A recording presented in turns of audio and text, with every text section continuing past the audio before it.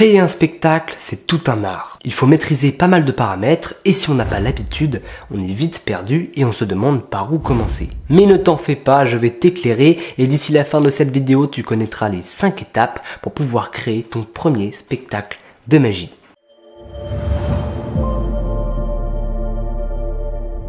Je m'appelle Neuf de Pique, je suis magicien depuis 4 ans et je suis passionné par le spectacle depuis que je suis tout petit. J'ai joué dans des spectacles, j'en ai écrit et coécrit, j'en ai mis en scène pas mal et j'en ai créé en solo un nombre incalculable de fois. Bref, je suis passionné de spectacles et notamment de spectacles de magie. J'ai donc noté ce qui me semble être le plus important pour pouvoir en créer un convenablement. Pouah, comment il se la pète! Donne tes conseils, hein, c'est tout ce qu'on te demande.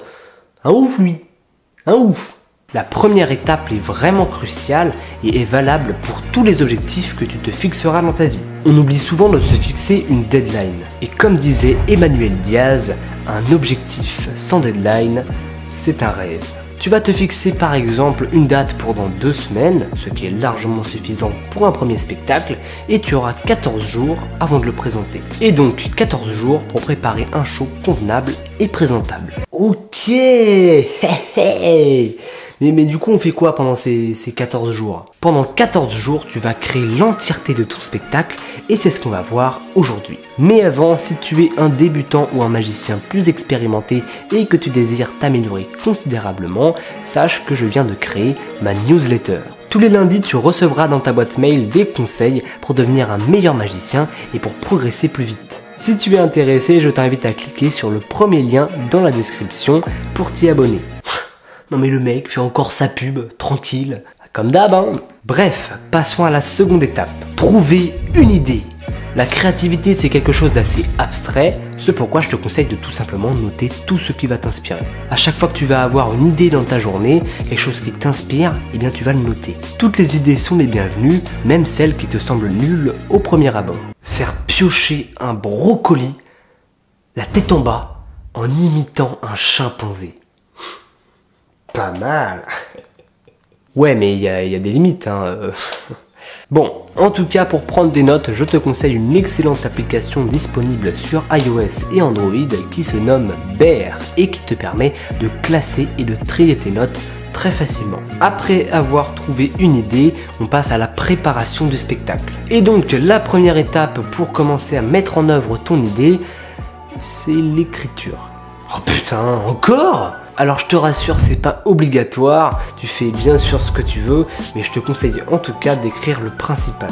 Selon moi, le minimum, c'est d'écrire quelque part la structure de ton spectacle et les tours que tu comptes présenter. La structure, c'est les grandes lignes de ton spectacle. Donc ton introduction, si tu en as une, ce qui est fortement recommandé, tes différentes parties ou scènes, et ton final. Ensuite, tu n'auras plus qu'à insérer les tours que tu comptes faire à l'intérieur de ta structure.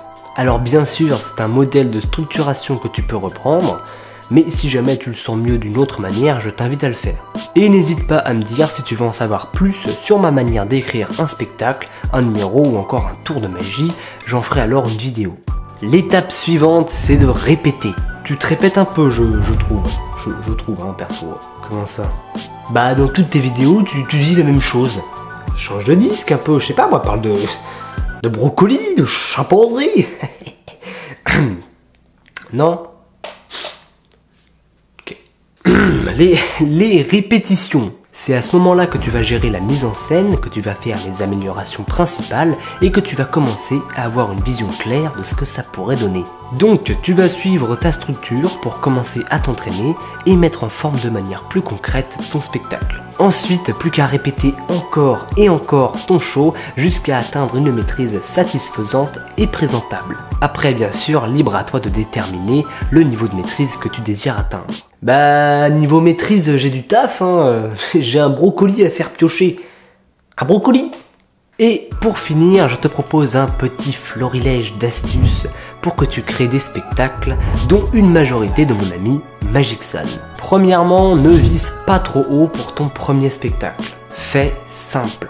Tu progresseras bien plus vite en commençant simplement et en augmentant les difficultés petit à petit. Ensuite, Magic Sam te conseille de te créer une note avec tous les éléments importants pour l'élaboration de ton spectacle, tels que tes accessoires, tes idées ou encore ton scénario. Bref, tu crées un modèle que tu n'auras plus qu'à copier-coller lorsque tu créeras d'autres spectacles.